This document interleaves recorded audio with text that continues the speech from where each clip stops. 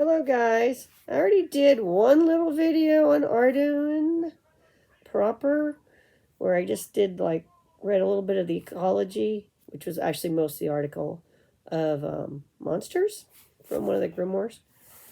But let's actually talk about Arduin better. This is the original book, volume 1, and David Hargrave wrote it. We got a little map in the back.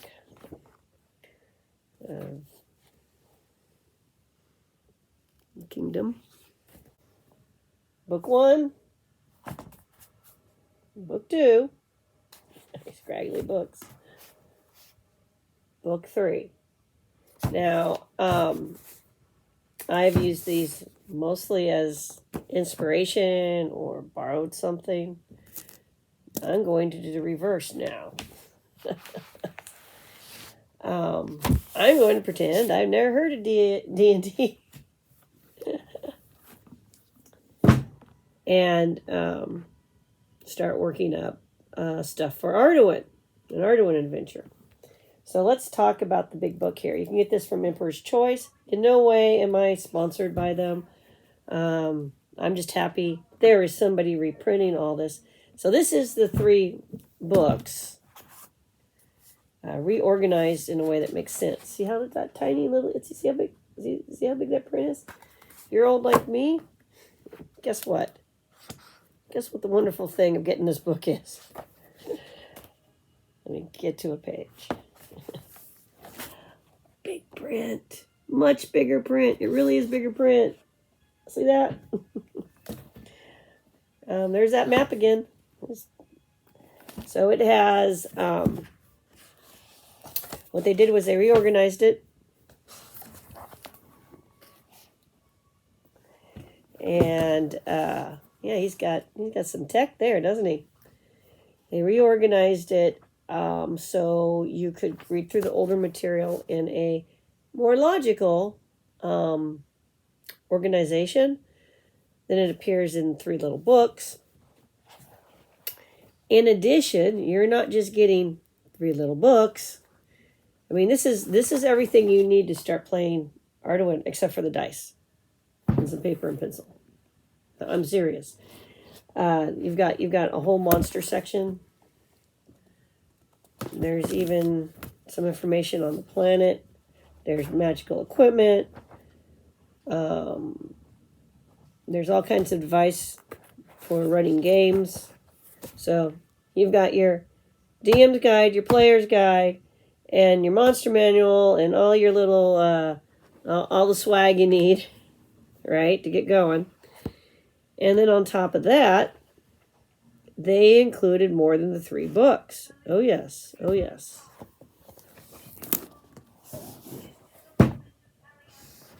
Got a chapter on dungeons. They give you an adventure in here. Just letting you know. So, and most important, the Arduin adventure, which is the rules we're going to look at, start looking at. So the original rules are much more crunchy because they're from the beginning of role-playing games. When everybody was figuring out how to do this, how to do it better. Oh, I got this idea, let's try this. And sometimes the ideas worked out great, and sometimes they needed, refinement and all that good stuff, or just didn't work out the way people thought they were going to. Same for D&D, same for a lot of games. So this adventure is an update from the 1980s. And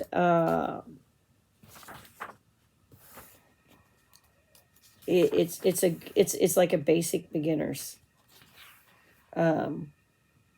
box added to the book, but it's just on the box. So I was looking at this and I was like, okay, let's make some races. So there's way more races in Arduin than are in this section of the book. Like if you go read the first sections, you'll see that there's more stuff and there's more classes. But they're keeping it simple. So you got your races, which are elf, dwarf, hobbit, human, Amazon, and half-orc. Okay? And they give you the classes of warrior, thief, priest, mage, and forester. Forester is like a ranger. All right, guys? So that's a good start for any adventure group. Good group of, and yeah, I said hobbit. They're still called hobbits in here. They spell it a little bit differently. So how you do your character creation. So we're going to start there. You decide on your character's racial type. That is the first thing you do, both in the older rule set and in the 1980s rules set. It's not the first thing you do in D&D necessarily. It's the first thing you do in Arduin. And you're going to see why. Roll the die to acquire your character's complete statistics. See page 12. I said one die, didn't I? I didn't say dice. Difference. The old system used a variety of dice based on your race. Okay. This system, it's a bit different. They streamlined it. Decide on what class your character will be. Now classes come in. Name your character. Roll the die to ascertain your character's equipment and wealth. See page 12 again. Decide on your character's general history. Write it down for future reference. Spend any money you may have acquired, any additional equipment you want. Decide where your character is living within context of the GM's rules, and proceed with gameplay. Seems pretty straightforward. Now it gives descriptions of the races, and like I said, these aren't the only races. They've got some cool stuff. These are the races you find in a lot of fantasy games, and I think that's why they're starting with these. And just like the classes. Now, when I went through and read in here the classes, one of the things I noticed was, wait, there's no weapon restrictions. I haven't seen any weapon restrictions yet. All right? So your abilities in this game are a little bit different, and they're a little bit more expanded out than you get in D&D. So you have dexterity, the character's ability to wield a weapon or use his hands. They have agility, character's ability to dodge, duck, move about on his feet, etc. D&D puts it together. They split it. There is a logic to doing that. Something could happen to your legs. Something could happen to your arms, but your legs are fine. So that is why they did that. Strength. How much a character can carry. How hard a character can hit. Okay. Constitution. Helps determine a character's hit points as well as being an indicator as to stamina and other physical attributes. Very similar to D&D there. Intelligence. Consider each point as 9 points of normal IQ. It also regulates how much mana a mage or priest has. Ego. This is a character's force of will and his arrogance factor. Wisdom. This is not how smart a character is, but how much he knows. Charisma. A combination of factors like physical looks, speaking voice, how the character carries himself, all pointing towards what the character's ability to influence those around themselves. Hit points. How much damage your character can take before dying. Armor class. The sum total of a character's ability to actively or pervasively defend himself. This is the backbone of the character's defense factor. Mana. The amount of available internal power a character has with which to cast magic spells or to use psychic force. Experience level. The character's ability to function within his class. All right. So to obtain your character's hit points, simply take his con points, add 20 points. So if your constitution was 10, you add 20 points, you now have 30 hit points. This will be the character's hit points thereafter, with 2 exceptions. The first being that each time a character gains a level experience, they also gain 1 hit point. 1. That's it. The second is even simpler. Each time a character loses a constitution point, they lose a hit point as well. All right. So, how do you roll for the abilities? Well, you get a 20-sided dice. Get a 20-sided dice. Got a big one here. Look at that. Nice and big. All right. And you roll it. I rolled an 8. So my first stat, which is dexterity, would be an 8, right? But then this is where your race comes in. And that's probably why they made you pick your race first. So you can't max build, all right? You decide what you're going to be, you roll your dice, and then you look and go, okay, so let's say I wanted to be an elf. Elves add 12 points total to their dexterity, agility, intelligence, and charisma in any amount break down they wish, but they must add at least 1 point to each. So I would roll my raw numbers, then I would go back and go, okay, well, 8 agility kind of sucks. I need to bump that up. You guys see how that works? But I also have to add 1 to each of the 4 abilities I have. So let's say agility, intelligence, and charisma were good. I might only add 1 to those, all right? And then add the rest to dexterity, get dexterity better. Dwarves add 12 points to either their con, strength, or ego in any increment they desire, but also must add at least 1 point each. Feeling the pattern, people? Hobbits add 8 points to their agility, dexterity, and charisma as above. Amazons add 8 points to their agility, dexterity, and charisma as above. Half-orcs add 6 points to their con and strength, but must also subtract a total of 4 points from wisdom and or intelligence, as above. Humans must roll a d10, a number 5 or less indicating a subtraction, and a number of 6 or greater indicating an addition of 4 points to any 2 attributes of their choice, as above. Remember, no statistic of a player's characters can be less than 5 points or more than 20. If there is a subtraction called for, it is not allowed if it makes a statistic less than 5.